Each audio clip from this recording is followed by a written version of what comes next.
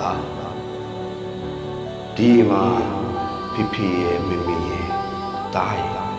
၃ယောက်ထဲပဲလူနေကြမယ်နော်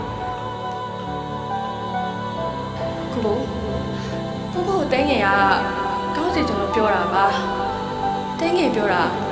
ကိုနားလေတယ်မလား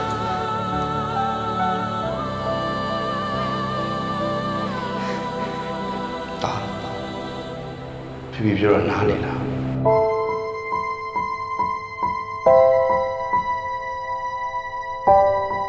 တားဖေဖေကတားကိုကောင်းစေချင်လို့ပြောတာပါတားရဲ့ကိုလေ